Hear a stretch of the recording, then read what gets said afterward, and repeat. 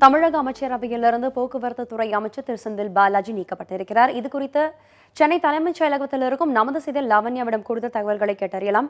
லாவண்யா, இப்போ திரு செந்தில் பாலாஜி அவர்கள் அமைச்சரவையிலிருந்து நீக்கப்பட்டதற்கு என்ன பின்னணி சொல்லப்படுது? பல்வேறு காரணங்கள் இதற்கு குறிப்பிடப்படுகிறது. குறிப்பாக அமைச்சர் செந்தில் பாலாஜி போக்குவரத்து துறை அமைச்சராக 2011ஆம் ஆண்டு அதிமுக ஆட்சியிலிருந்தே செயல்பட்டு வருகிறார். இந்த நிலையில் இன்று தமிழக முதலமைச்சர் ஜெயலலிதாவின் பரிந்துரையை ஏற்று ஆளுநர் ரோசையா இந்த நடவடிக்கையை எடுத்திருக்கிறார். அது மட்டும் இல்லாமல் இதற்கு பல்வேறு காரணங்கள் குறிப்பிடப்படுகிறது. குறிப்பாக அதிமுக தொண்டர்களிடையே அவர் கரூர் மாவட்ட செயலாளராக தற்போது பதவியை வகித்து வருகிறார்.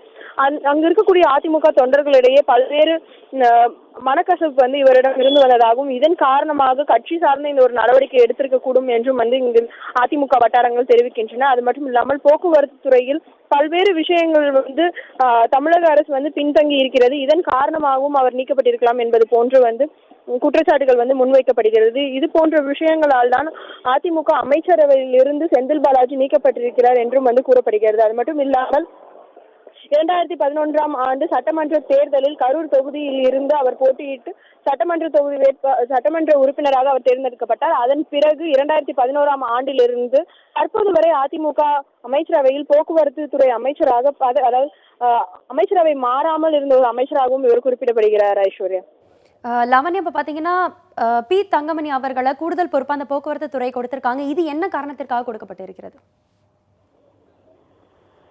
போக்குவரத்து துறை செந்தில் பாலாஜியிடம் இருந்து பறிக்கப்பட்ட பிறகு அந்த துறையை வேறு ஏதேனும் அமைச்சருக்கு அல்லது சட்டமன்ற உறுப்பினருக்கு கூடுதல் பொறுப்பாக வழங்க வேண்டும்.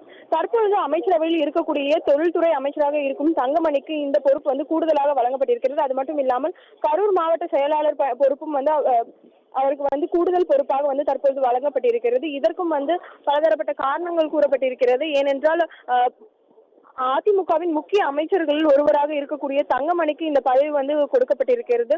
ஏனென்றால் ஏற்கனவே இருக்கக்கூடிய அதாவது முதன்மையாக இருக்கக்கூடிய அமைச்சர்கள் அனைவருமே இரு துறைகளை கவனித்து வருகிறார்கள். குறிப்பாக பன்னீர்செல்வம் நிதித்துறை, பொதுத்துறை, பொதுப்பணித்துறை, அதே போன்று நத்தம் விஸ்வநாதன் மின்சாரத்துறை, கலால் மற்றும் ஆயத்தீர்வு உள்ளிட்ட மது ஒழிப்பு உள்ளிட்ட துறைகளை கவனித்து வருகிறார். அதே போன்று எடப்பாடி பழனிசாமி நெடுஞ்சாலைத்துறை, அதனோடு இணைந்து தற்பொழுது வனத்துறையையும் அவர் கவனித்துக் கொண்டு வருகிறார். எனவே முதன்மையாக இருக்கக்கூடிய அமைச்சர்களின் பட்டியலில் பார்த்தோம் என்றால் தங்கமணி மட்டும்தான் தொழில்துறையை கவனித்து வருகிறார். எனவே அவருக்கு கூடுதல் பொறுப்பாக போக்குவரத்து துறை தற்பொழுது வழங்கப்பட்டிருக்கிறது. ஐஸ்வர்யா, உங்களோட கள தகவல்களுக்கு மிக்க நன்றி. மேலும் தகவல்களுக்கு மீண்டும் உங்களை தொடர்பு கொள்கிறோம்.